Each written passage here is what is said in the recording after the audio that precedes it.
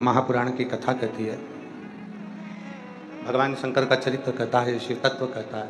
शिव को पुकारने के लिए केवल विश्वास की जरूरत। अगर मैंने शंकर भगवान की साधना करी है, शिव की उपासना करी है, तो ये पक्का है कि मैं मरने से पहले अखंड सौभाग्यवती होकर अपने पति के लोक में चली जाऊंगी। अपने पति के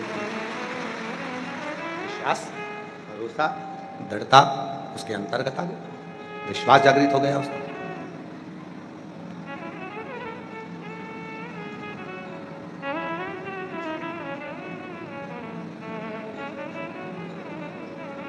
कितना सुंदर कहा है। जब चंचुला देवी बिंदु प्रेत योनि में पड़ गया और चंचुला देवी जब कथा सुनने के लिए बैठी, थोड़ा सावधानी से जितने भी ऑनलाइन कथा को सुन रहे हैं, फेसबुक, यूट्यूब पर, आस्था चैनल पर, और जो कुबरेश्वर बाबा की इस पवित्र कंकर शंकर की भूमि पर कथा सुन रहे हैं, थोड़ा ध्यान लगाकर सुनो, सावधान।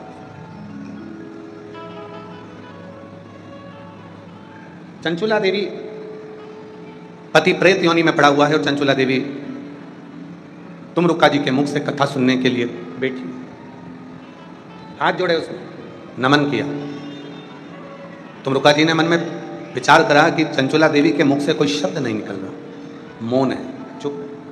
क्या बात है चंचुला, तुम कुछ पूछ नहीं रही हो, तुम कुछ बोल नहीं रही हो, क्या हुआ? चंचुला देवी बस हाथ जोड़कर नेत्र बंद कर मौन होकर बैठ गई।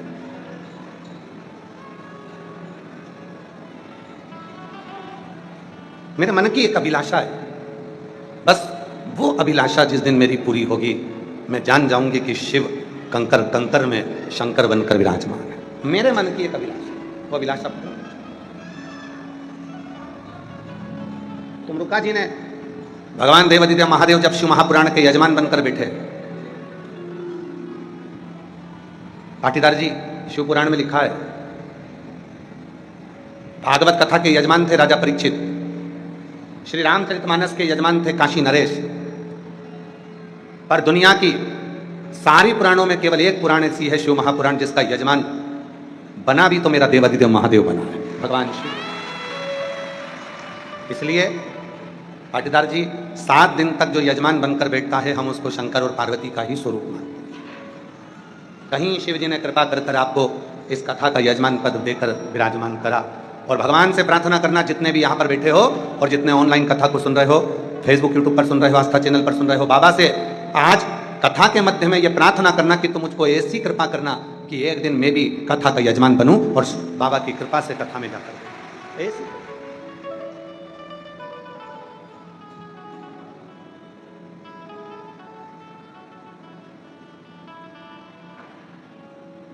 और तेरी कृपा का क्या ये भरोसा, कब किस पर हो जाए, जरा सी हम पर कर दो, जरा सी हम पर कर दो। तेरी कृपा का क्या है भरोसा, कब किस पर हो जाए, जरा सी हम पर कर दो, जरा सी हम पर कर दो। जिस पर भी हो गई तेरी कृपा करुणा, हो भवे पार हुआ, भवे पार हुआ। पापी हो चाहे जितना, उसका भी बाबा उद्धार हुआ, उद्धार हुआ। गिद्ध जाल गलिका जैसे तेरे मन को भाई, जरा सी हम पर कर दो, जरा सी हम पर कर दो।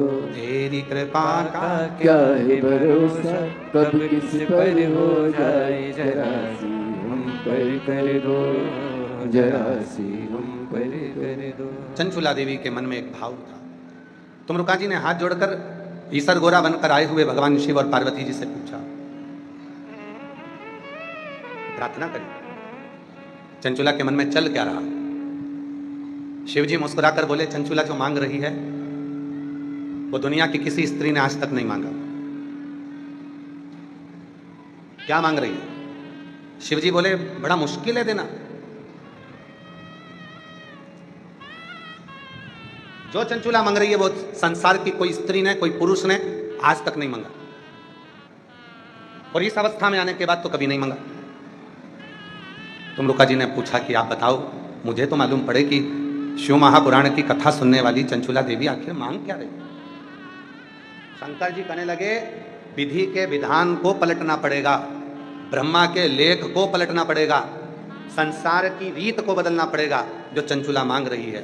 तो भगवान तुमरुका जी ने पूछा मांग क्या रही है, तो कहा चंचुला मांग रही है भले में बेधव्य हो गई, पर मैं जब प्राणों को त्यागूं तो पति लोक में रहूं और सतियों के तीर्थ में निवास करूं, बस ऐसी प्रार्थना।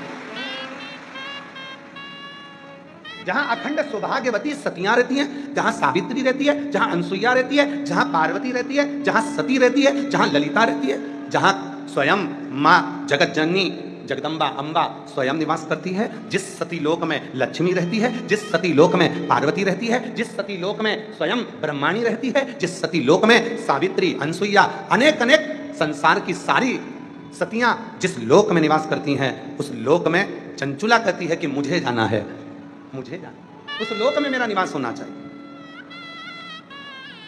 पर ये तो बेधव्य हो गई, फिर उस लोक में कैसे रहेगी? शिव जी बोले यही तो टेंशन है, विधि के विधान को पलटना पड़ेगा, ब्रह्मा के लेख को पलटना पड़ेगा, और अगर इसने कथा पूरी सुन ली तो फिर विधान पलटना ही पड़ेगा और मुझे आखिरी में से पति के लोक में अखंड सौभाग्यवती बनाकर भेजना ही पड़ेगा।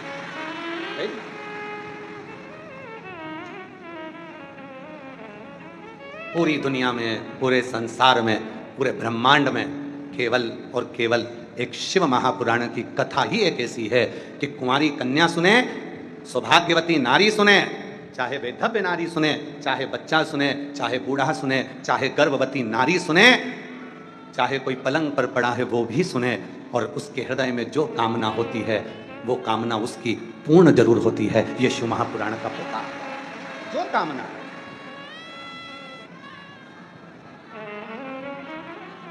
वही कामना मांगा है भोलेनाथ से वरदान। आप जितने बैठते हो सब बोला करो, क्योंकि कंकर शंकर की भूमि है। आप जो बोलोगे बाबा आपको वैसा ही प्रदान करेंगे। हृदय से बोलो मांगा है भोलेनाथ से वरदान एक ही, तेरी कृपा बनी रहे जब तक है जिंदगी, तेरी कृपा बनी रहे जब तक है जिंदगी। मांगा है भोलेनाथ से वरदान एक ही, मांगा है भोलेनाथ से वरदान एक ही। हमें और कुछ नहीं चाहिए। जो हमने विचार करा, तुमरुका जी हाथ जोड़कर भगवान ईश्वर और गोरा शिव और पार्वती से बोलते हैं, अब आप बताओ क्या चंचुला देवी को वो मिल जाएगा जो उसने मांगा है? जो भगवान शंकर ने तुमरुका जी से कहा शिव महापुराण की कथा के प्रारंभ में, महत्तम में, आज इस व्यासपीठ से आप सबको कहूं, शंकर जी ने अपना स्थान छोड़कर खड़े होकर कहा सुनो तुमरुका जी, केवल चंचुला नहीं, संसार में जन्म लेने वाला मनुष्य अगर दिल से मेरी इस पवित्र कथा को श्रवण करेगा तो जैसे चंचुला ने जो मांगा वैसा उसको दिया, और जिसकी जो कामना होगी उसको वही प्राप्त हो जाएगा। जो मांगा उसे वो मिल गया। जो आप बस उसको दिल से पुकारे।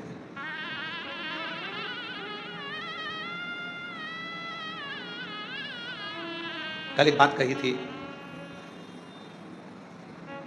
एक प्रदोष ऐसा होता है जिस प्रदोष में अगर प्रदोष काल में बेलपत्री का पौधा लगाया जाता है और उस बेलपत्री के पौधे के नीचे प्रत्येक प्रदोष में अगर दीप लगाया जाता है तो व्यक्ति एक जन्म तो क्या 71 जन्म तक भी कभी कंगाल नहीं होता, धन वैभव में बढ़ता चलता। कौन सा प्रदोष है? कल बताया था पाटीदार जी। कौन सा प्रदोष? रवि प्रदोष। कौन सा प्रदोष? रवि प्रदोष। रविवार के दिन पड़ने वाला प्रदोष एक ऐसा प्रदोष होता है जिस प्रदोष में अगर प्रदोष काल के समय पर बेलपत्र के वृक्ष को लगाया जाता है और वो बेलपत्री का वृक्ष बढ़ता जाता है, उसी के नीचे प्रदोष की प्रदोष दीप लगाया जाता है, तो वो कभी कंगाल नहीं होने देता, कभी कंगाल। एक पत्र आया है बड़ा सुंदर है, देखिए।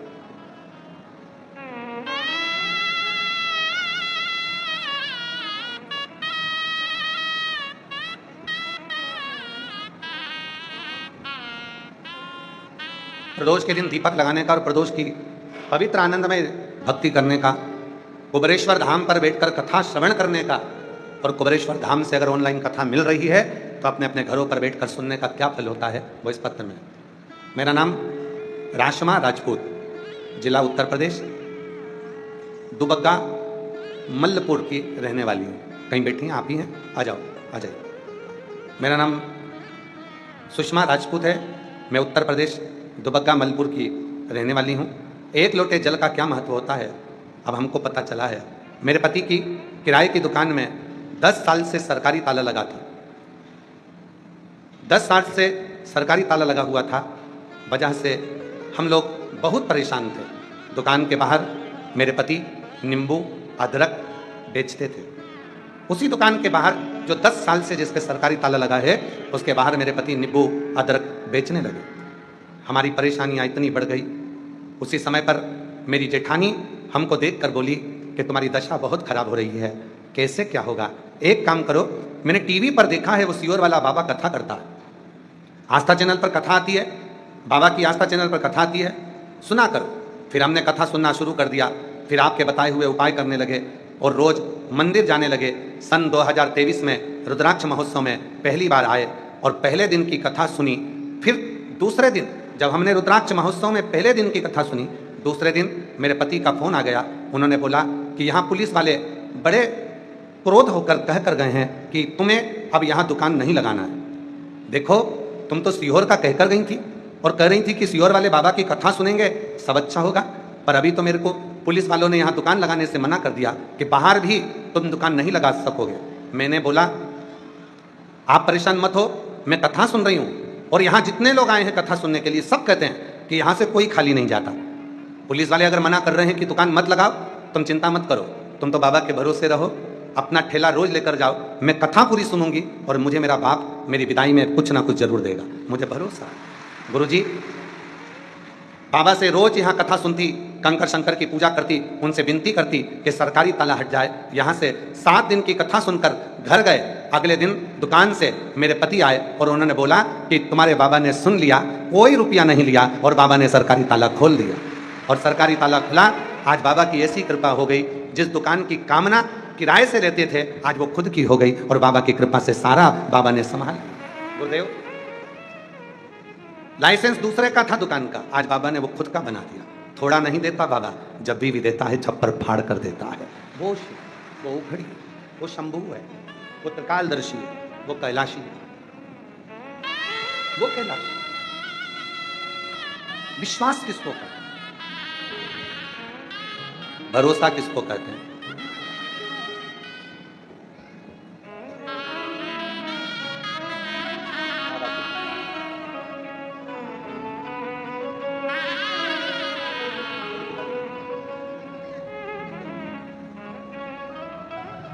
विश्वास किसको कहते हैं?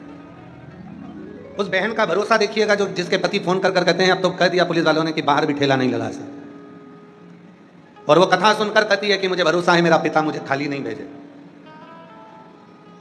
भरोसा इसी को कहते हैं, विश्वास इसी को कहते हैं। मेरी जीजियों, मेरे जीजाओं, मेरी बेटियों बेटाओं, मेरे बुजुर्ग माँ बाप, चाहे आप ऑनलाइन कथा सुन रहे हो, घर बैठकर सुन रहे हो, टीवी पर सुन रहे हो, मोबाइल पर सुन रहे हो, चाहे जो भक्त यहाँ आए हैं वो सुन रहे हैं, विश्वास रखना, कथा सुनकर जा रहे हो, ये कथा तुम्हें बोनस में मिली है, नहीं तो आए तो केवल बाबा की पूजन करने थे। आए तो तुम बाबा की पूजन करने थे, आए तो तुम रुद्राक्ष लेने थे, आए तो तुम केवल कंकर शंकर की पूजन करने थे, पर कथा मिल गई तो समझ लेना कि कहीं ना कहीं 3 महीने में वापिस मेरा बाबा तुमको यहाँ बुलाने वाला है।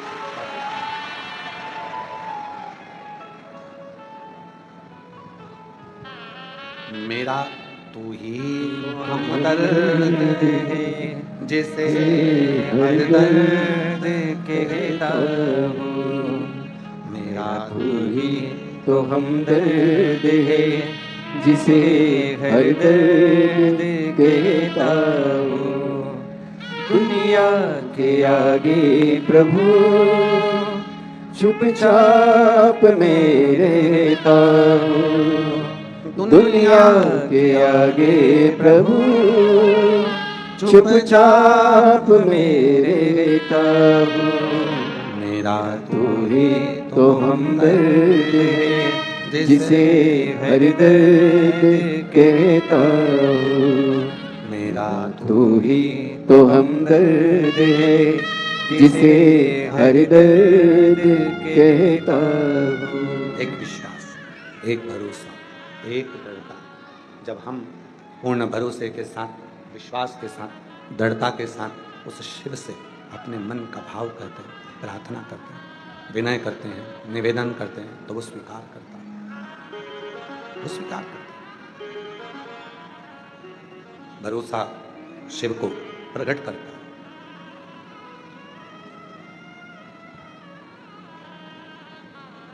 आपकी वाणी से जो शब्द निकल रहे हैं, आप भगवान से जो प्रार्थना कर रहे हैं, वो स्वीकार करेगा, ये निश्चय। अगर भरोसा है तो एक लोटा जल चढ़ाने कौन कौन जाता है? हाथ उठाओ जरा। सभी जाते हो? रखिए, प्रणाम। आपके चरणों को नमन हमारी तरफ से।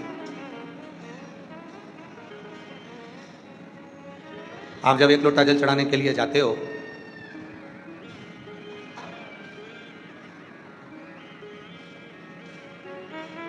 घर में से एक लोटा जल पानी भरते हो, लोटा उठाते हो, लेकर जल भरा, शिवालय तक गए। ढेरों काम घर में पड़े हैं। सुबह का समय भोजन भी बनाना, बच्चों को स्कूल भी भेजना है, माता पिता को भी देखना है, घर के बुजुर्गों को भी देखना है, घर का झाड़ू पोछा भी पड़ा हुआ है, रसोई घर भी पड़ा हुआ है। सब काम करते करते करते करते बीच में से थोड़ा सा समय निकाला, लोटा भरा, दौड़कर शंकर के मंदिर पहुंच गए, जल चढ़ा दिया। तुम्हें क्या लगा कि मैं शिव के मंदिर में जाकर जल चढ़ा कर आ गई? मेरी जीजियों, मेरे जीजाओं, मेरी बेटियों, मेरे बेटाओं, मेरे बुजुर्ग माँ बाप, तुमने तो जल चढ़ाया, पर शंकर भगवान को जल चढ़ाकर तुमने अपना कर्जदार बना दिया।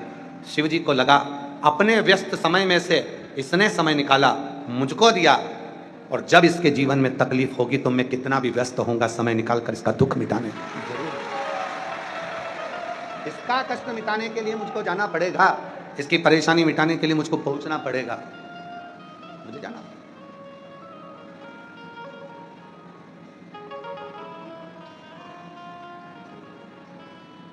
एक राजा शिकार करने के लिए गया, उसके साथ में सैनिक भी था, मंत्री भी था, दोनों है। चलते चलते चलते चलते चलते चलते घने जंगल में राजा पहुंच गया। सैनिक कहीं छूट गया, मंत्री भी छूट गया, राजा अकेला जंगल में फंस गया। अकेला मन में विचार आया कि मैं तो अकेला फंस गया, अकेला रह गया। अब इस घने जंगल में कौन मेरा साथ देगा, कौन मेरा होगा? घने जंगल में फंसा हुआ मंत्री, सैनिक उसको ढूंढ रहा है, सैनिक भी उसको ढूंढ रहा है, मंत्री भी उसको ढूंढ रहा है, दोनों उसको ढूंढ रहे हैं। मंत्री भी उसको ढूंढ रहे हैं, सैनिक भी उसको ढूंढ रहे हैं। एक संत बैठा हुआ था, उसके दोनों नेत्र नहीं, संत के दोनों नेत्र नहीं है, बैठा था। सैनिक निकला वहां से, और सैनिक निकलकर तुरंत चिल्लाकर बोला, क्यों रे अंधे, किसी को देखा है तूने, या किसी के शब्द सुने यहां से जाते हुए? संत ने कहा, मुझे नहीं मालूम, कोई नहीं गया। थोड़ी देर बाद वहां से मंत्री निकल कर गया। मंत्री ने कहा, बाबा आपने किसी के जाने का शब्द सुना है क्या यहां से? बाबा बोले, स्मरण। दोनों निकल गए। थोड़ी देर बाद वहां से राजा निकला, नीचे बैठा, चरणों में हाथ जोड़कर प्रार्थना करी, बाबा जी मैं नमन करता हूं आपके चरणों को। बाबा जी मैं भटक गया हूं रास्ता, मेरा सैनिक और मेरा मंत्री मेरे साथ में था, कहीं चला गया, मालूम नहीं पड़ रहा। इतने में अंधे बाबा ने कहा, तुम्हारा सैनिक और तुम्हारा मंत्री इस ओर गए हैं। राजा ने कहा, बाबा जी आपके तो नेत्र नहीं है, फिर आप कैसे कह सकते हैं कि सैनिक और मंत्री इधर गए हैं? बाबा जी ने कहा, एक व्यक्ति ने आकर मुझसे कहा था, अरे ओ अंधे, तूने किसी को जाते हुए सुना है, स्मरण किया? मैं समझ गया था ये कोई सैनिक हो सकता है। दूसरा आया था, उसने कहा, बाबा जी आपने किसी को जाते हुए सुना है? मैं समझ गया था कि कोई मंत्री होगा, और एक आप हाथ जोड़कर प्रार्थना कर कर मुझसे पूछ रहे हो, मैं समझ गया आप राजा हो। वो सैनिक था, मंत्री था, और आप राजा। एक प्रार्थना, एक निवेदन, एक प्रार्थना, एक निवेदन करने का तरीका भी बता देता है। एक प्रार्थना, एक निवेदन करने का तरीका बता देता है कि शिव तक हमारी वाणी पहुंची कि नहीं पहुंची। प्रार्थना और निवेदन का तरीका बता देता है कि हमारी वाणी भगवान शंकर तक पहुंच रही है कि नहीं पहुंच रही। स्वयं की स्तुति, स्वयं के द्वारा करी गई स्तुति भगवान शिव को स्वीकार है, स्वयं के द्वारा। जब षडानंद कार्तिकेय बाबा को रुष्ट होकर कार्तिकेय जी श्रीशैलम के पर्वत पर जाने लगे, वहां पर मां वीणा वादनी मिली और वीणा वादनी ने कहा कि तुम स्तुति करने के लिए आए हो, मैं तुमको स्तुति दे देती हूं, मैं तुम्हें प्रार्थना करना बता देती हूं, मैं तुम्हें स्तुति बता देती हूं। षडानंद कार्तिकेय जी ने कहा वीणा वादनी से, मां अगर मेरे मन के भाव शुद्ध होंगे तो मुझे स्वयं महादेव दर्शन देने के लिए श्रीशैलम के पर्वत पर जरूर आएंगे। भाव शुद्ध होंगे। संसार के कई लोग ऐसे हैं जो दिन भर स्तुतियां गाते हैं, दिन भर प्रार्थना करते हैं, तो भी भगवान कभी उनके लिए करुणा नहीं करते हैं, दर्शन नहीं देते।